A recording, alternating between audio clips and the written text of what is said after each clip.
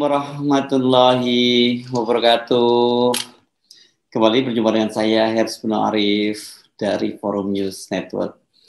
Teka-teki dan kontroversi keberadaan kader PDIP yang jadi buronan, yakni Harun Masiku itu lama-lama tambah seru ini. Masih ingat ya, beberapa hari lalu kan Ketua KPK Firly Bahuri memastikan akan terus mengejar Harun Masiku. Dan dia juga memastikan Harun Masiku tidak akan bisa tidur nyenyak. Pernyataan Firly itu kemudian diledek oleh mantan Ketua Wadah Pegawai KPK Yudi Purnomo Rahab yang menyatakan bahwa para buronan itu bisa tidur nyenyak kok gitu. Bahkan banyak yang tetap bisa memimpin rapat di kantornya. Ada juga yang bisa tetap menjalankan hobinya berkebun, bahkan yang ironis itu lokasinya nggak jauh dari kantor KPK di kawasan Kuningan, Jakarta Barat nih. Mereka menyewa atau punya rumah atau apartemen yang nggak jauh dari situ. Yang tidak bisa tidur nyenyak, kata Yudi Purnomo, justru para penyidik KPK, karena mereka memikirkan bagaimana caranya bisa menangkap sang buronan. Dalam kasus para pegawai penyidik KPK ini, saya kira bukan memikirkan bagaimana caranya bisa menangkap buronan, tapi bagaimana caranya mereka mendapat izin dan tidak dihalang-halangi untuk menangkap para buronan. Nah, sekarang giliran mantan pegawai KPK yang lain ini meledek, bahkan saya kira ini menertawakan Firly Bahuri. Saya itu tahu di mana Masiku berada, tinggal saya ambil ini. Nah, SK 652 ini dicabut, sore ini saya bungkus. Itu kata mantan penyidik KPK Harun Al-Rashid kepada wartawan kemarin ya, hari Sabtu. SK 652 yang dimaksud itu SK tahun 2021 ya, terkait hasil tes wawasan kebangsaan atau TWK yang menyebabkan 75 orang pegawai KPK tidak memenuhi syarat untuk alih status sebagai aparatur sipil negara. Dan pada waktu itu Harun sendiri itu merupakan salah satu orang yang tidak lolos. Harun Al-Rashid mengaku dia itu siap loh menangkap Harun Masiku sendirian. Gampang, minta bantuan Kapolri. Nanti Raja OTT tinggal bungkusin, ujar Harun Al-Rashid santai ini. Saya kalau menyebut nama Harun itu harus lengkap, yang satu Harun Al-Rashid, yang satu Harun Masiku. Dan ini dua orang ini berbeda banget. Harun Masiku adalah buronan, sementara Harun Al-Rashid itu adalah pemburunya. Tetapi sekarang dia sudah tidak bisa berbuat apa-apa lagi karena dia bukan lagi penyidik di KPK. Bersama dengan Novel Baswedan, Harun Al-Rashid termasuk dalam rombongan penyidik KPK yang kemudian bergabung sebagai aparatur sipil negara Polri. Setelah mendapat mereka bergabung setelah mendapat penawaran dari Kapolri Listio Sigit Prabowo. Total mereka yang bergabung menjadi ASN Polri sebanyak 44 orang, sementara 13 orang lainnya itu menolak. Dari 75 itu kan kemudian sebagian ada yang kemudian diterima kembali oleh KPK.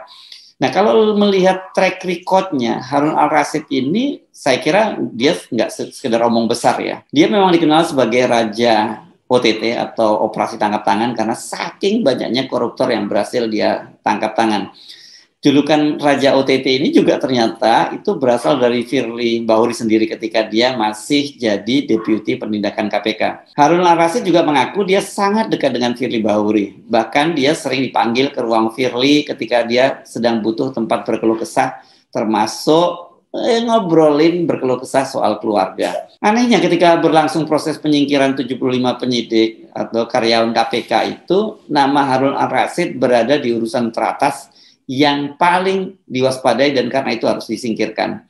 Kabar bahwa Harun berada dalam daftar teratas orang yang harus diwaspadai itu dari pengakuan Harun Al-Rashid, dia dengar sendiri dari Wakil Ketua KPK Nurul Gufron. Saya nggak ngerti nama Anda itu menjadi urutan teratas dari daftar yang pernah diberikan Pak Firly kepada saya. Itu ungkap Harun Al-Rashid menirukan ucapan Nurul Gufron. Pada waktu itu Nurul Gufron bertanya kenapa, kan dia orang baru. Jadi dia bertanya kepada Harun Al-Rashid, kenapa sih Anda kok termasuk dalam daftar teratas orang yang harus diwaspadai? Nah, dedikasi Harun Al-Rashid dalam pemberantasan korupsi, khususnya penangkapan koruptor itu sebenarnya nggak perlu diragukan lagi.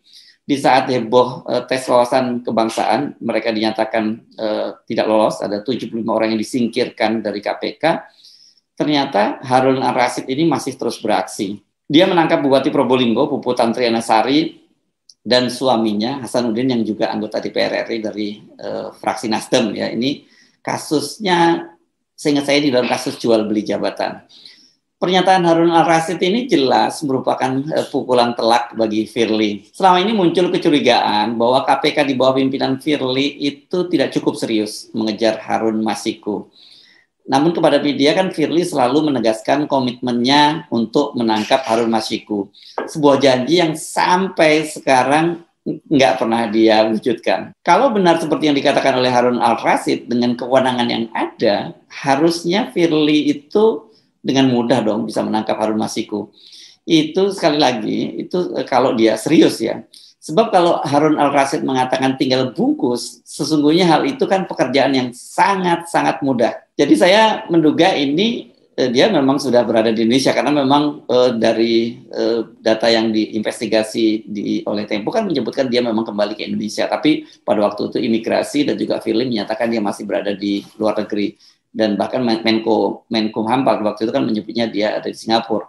Nah jadi sekarang ini tinggal levelnya ini kan tinggal mau atau tidak. Jadi levelnya bukan lagi serius atau tidak, tapi ini so easy ya, gampang banget mau atau tidak menangkap Harun Masiku. Saya ingin mengingatkan kembali kilas balik kasus Harun Masiku ini ya. Harun Masiku ini merupakan tersangka dalam kasus dugaan suap terkait dengan penetapan anggota DPR RI terpilih 2019-2024. Dia pada waktu itu menjadi pengganti antar waktu, dan pada waktu itu dia menyuap komisioner KPU Wahyu Setiawan. Nah, berkas Harun Masiku ini yang sudah berstatus DPO sejak Januari 2020 itu sudah masuk dalam daftar cegah Interpol ya.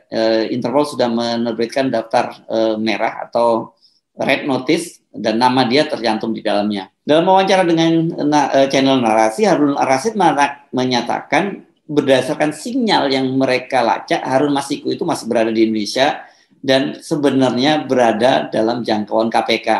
Namun pada waktu itu kan Harun Al-Rasyid mengaku dia nggak bisa menangkap lagi Harun Masiku karena dia dipecat dengan alasan tidak lolos untuk lolos tes wawasan kebangsaan, dan kemudian dia dipaksa untuk menyerahkan tugas dan tanggung jawabnya mengejar Harun Masiku. Tetap melenggang bebasnya Harun Masiku sampai sekarang ini memang menimbulkan pertanyaan, juga berbagai dugaan bahwa sebenarnya dia sengaja dilindungi karena kasusnya melibatkan petinggi atau orang-orang penting di partai. Dan berdasarkan pengakuan daripada penyidik KPK tadi kan mereka sesungguhnya sudah berhasil mengendus keberadaan Harun Masiku. Pada waktu itu ya, ketika proses tangkap tangan Wahyu Setiawan, komisioner KPU itu sebenarnya Harun Masiku itu sebenarnya tinggal ditangkap. Pada waktu itu juru bicara KPK Ali Fikri bahkan secara tegas menyebut Harun Masiku itu berada di sekitar gedung PTIK, di Perguruan Tinggi Ilmu Kepolisian. Jadi menurut dia tim penyelidik dari KPK sudah bergerak ke arah posisi itu, ya di posisi gedung PTIK ini di kawasan Kebayoran Baru Jakarta Selatan. Nah, ketika mereka mau masuk, mau menangkap Harun Masiku, kemudian terjadilah drama itu ya, dan yang kemudian KPK mencoba menetralisirnya, menyatakan bahwa terjadi kesalahpahaman antara tim KPK dengan petugas pengamanan setempat, dalam ini provos dari PTIK, di gedung di PTIK.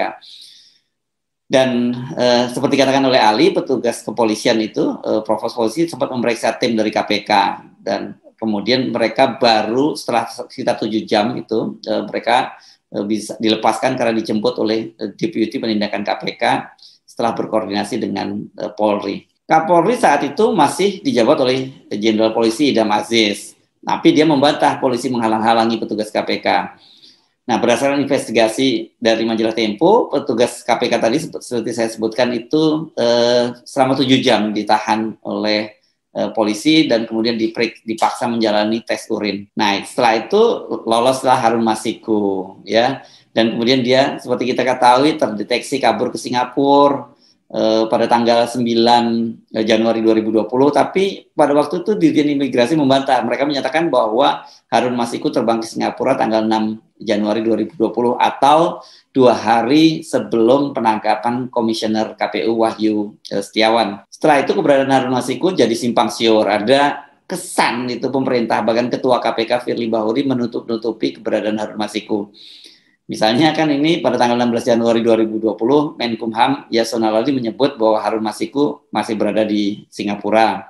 Kemudian sehari berselang tanggal 17 Januari Firly menyatakan bahwa dia masih di luar negeri, jadi tidak disebutkan di Singapura. Namun seperti kita ketahui kan kemudian diketahui bahwa Harun Masiku itu sebenarnya pada tanggal 16 Januari ketika dinyatakan masih ada di Singapura itu sebenarnya dia sudah kembali ke Jakarta. Dia menggunakan Batik Air dan video atau CCTV rekaman ketika Harun Masiku itu kembali ke Jakarta itu ada dan itu beredar luas kalau Anda buka-buka kembali di media sosial Anda akan menemukan CCTV rekaman CCTV Harun Masiku itu. Sejak itu keberadaan Harun Masiku seperti hilang tak tentu ribanya. Mengapa saya sebut seperti itu? Karena sampai sekarang dia juga belum ditangkap.